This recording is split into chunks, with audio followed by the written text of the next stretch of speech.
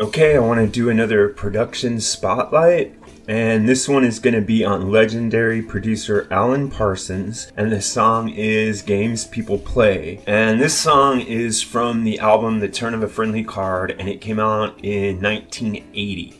It is technically co-produced by Eric Wolfson, who is also the co-writer of the song, but between you and me, it pretty much comes down to Alan Parsons on any Alan Parsons record. And the reason that I want to talk about the production on this song is not to give you a laundry list of Alan Parsons' legendary accomplishments that start with Abbey Road and go on right through Dark Side of the Moon and into his own solo career, but what I want to talk about is his production method, and this song gives us a really good way to do it.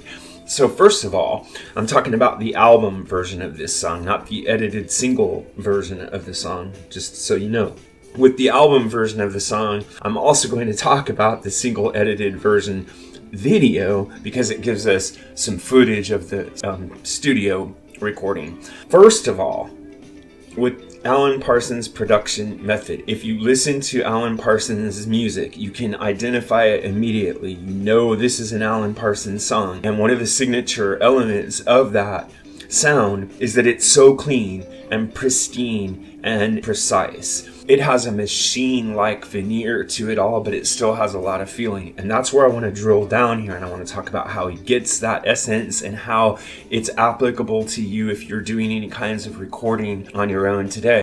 First off, the way that the veneer of perfection and pristine production is accomplished without making the track dead is actually very simple. It starts with, as Alan Parsons has pointed out himself many times, it starts with a live performance of the song. So if you go to the Games People Play music video, you can see Eric Wolfson, you can see Lenny Zakatek, and you can see the rest of the musicians all in the studio playing together as a band to get the basic track. That's foundation number one.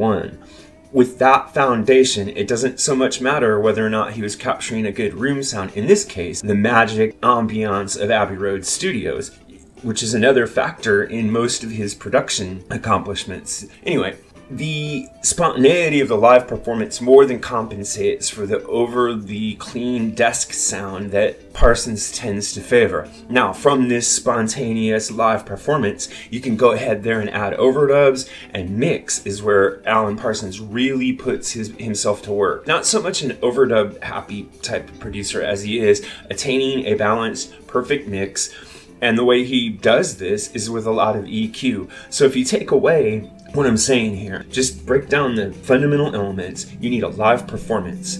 You need to have it mic'd well. You need to make sure that there's not any extraneous room noise, and you want to capture the sound of the room that you're in.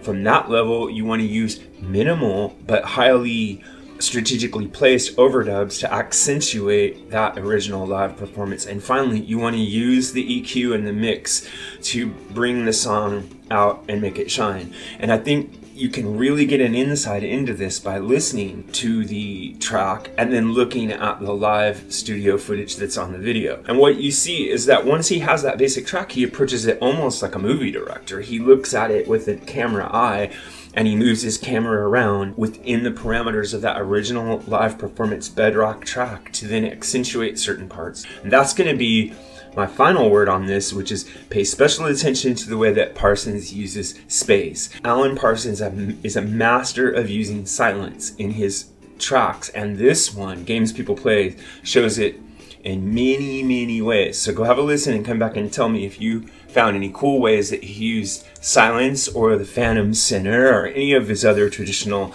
production techniques, and also whether you agree with me that this is a good track for spotlighting his methods. And leave a comment in the section below. Remember to like and subscribe. Thanks a lot.